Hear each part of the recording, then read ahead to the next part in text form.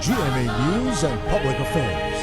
Walang kinikilinga, walang pinoprotektahan, walang kasinungalingan, serbisyong totoo lang.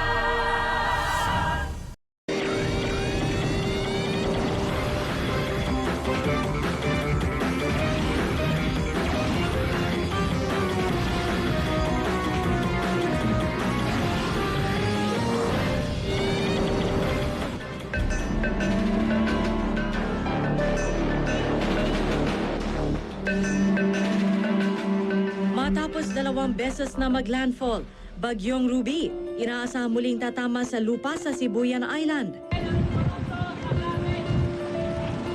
Panalangin na lamang ng mga tao, matapos na ang pagsubok na ito.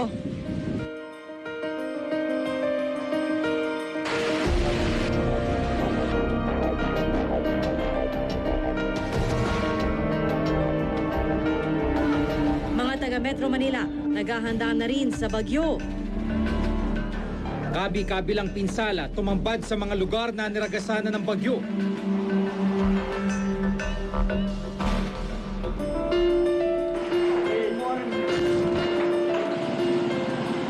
Mga lumikas, inabot pa rin ng masungit na panahon. Pero ang iba, tila hindi alintana ang banta ng bagyo. Kanina kati yung dagat, medyo kita na natin na pupunta rito sa bungad, no? Kasabay niyan, patuloy ang paghahanda ng tulong para sa mga nasalanta.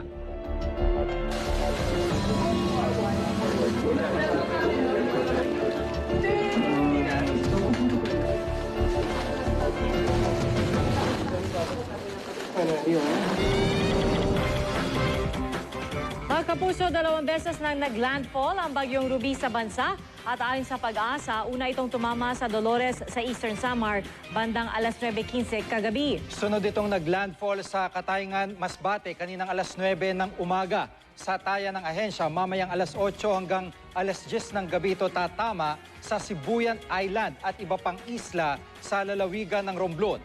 Bukas ng umaga, tinatayang nasa 150 kilometro na timog ng Metro Manila ang Bagyong Ruby. Naghahanda na nga ang mga taga Metro Manila sa posibleng pananalasan ng Bagyong Ruby. Ang nakikita nyo ngayon ay live na kuha mula sa Parañaque. Yung mga nakatira dyan malapit sa Ilog at sa Manila Bay, handa na raw lumikas sakaling biglang sumama ang lagay ng panahon. At sa Marikina River naman, mababa pa ang tubig pero tinupi na ang trapal ng mga tiyangge sa tabi nito. At pagdating naman sa Rojas Boulevard sa may Manila Bay, naglagay na ng sandbags bilang paghahanda sa paglakas ng mga alon. At nakatiklok na rin ang mga billboard sa malaking bahagi ng Metro Manila. Naghahanda na rin ang mga barangay na laging binabaha gaya ng barangay Bagong Silangan sa Quezon City. Handa na raw ang rescue boats at relief goods kung may kailangan mang ilikas. At maging ang mga residente, nakaayos na ang gamit para sa posibleng evacuation. Nag-anunsyo na ng suspensyon ng klase para bukas sa iba't ibang lugar sa bansa dahil sa Bagyong Ruby. Wala nang pasok sa lahat ng antas sa Navotas, Valenzuela, Pateros, Malabon, Marikina, Quezon City, Mandaluyong, San Juan, Pasig, Makati, Pasay, Parañaque, Muntinlupa at lungsod ng Maynila. Wala namang pasok sa preschool hanggang high school sa Caloocan. Sinuspindi na rin ang pasok sa klase at opisina bukas sa Adamson University sa Maynila. Suspendido na rin ang klase sa lahat ng antas sa Oriental Mindoro, Camarines Sur, Camarines Norte at Laguna. Pati na rin sa buong probinsya ng Cebu kasama ng mga lungsod ng Talisay, Lapu-Lapu at Mandaue. Pati na sa University of Cebu at sa Romblon State University. Kanselado naman ang klase sa preschool hanggang high school sa Romblon. Pati na sa Coron, Pulyon at Busuanga sa Palawan. Wala namang pasok sa preschool sa Dumaguete City. Hanggang sa Martes naman walang pasok sa lahat ng antas sa Rizal, Cavite at Quezon Province. Nagdeklara naman ng holiday sa Batangas at Taguig City. Magdamag na binayo ng malakas na hangin at ulan ang Borongan, Eastern Samar. Abot bewang ang baha sa ilang kalsada. Ayon sa lokal na Susunod! Naglalakihang bato at putik mula sa Bulkang Mayon nagkalat sa kalsada kasunod ng pagulang dulot ng bagyo.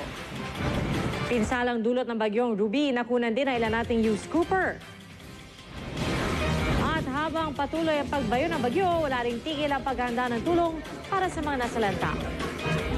Yan at iba pa ang ating tutukan dito sa 24 Oras Weekend.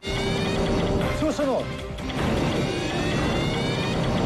Kasabay ng paghagupit ng bagyo, patuloy rin ang paghahanda ng GMA Kapuso Foundation ng tulong para sa mga nasalanta. Yan at iba pa ang ating tututukan dito sa 24 Oras Weekend. Balik sa inyo, Pia, Jiggy. Balik sa inyo, Pia, Jiggy. Maraming salamat Kata at mga kapuso. Maging I am ready ngayong may bagyo. Manatiling nakatutok dito sa GMA7 at sa GMA News TV para sa mga pinakahuling ulat tungkol sa bagyong Ruby. Pwede ring mag-log on sa gmanews.tv/Ruby o bisitahin ang I am ready website at social media accounts. Mula sa tahanan ng katotohanan, ako si PR Kanghel. Ako si Jiggy Manikad, ito ang GMA, walang kinikilingan, walang pinoprotektahan. Walang kasinungalingan, serbisyong totoo lamang. At dahil hindi natutulog ang balita, Nakatuto kami 24 oras.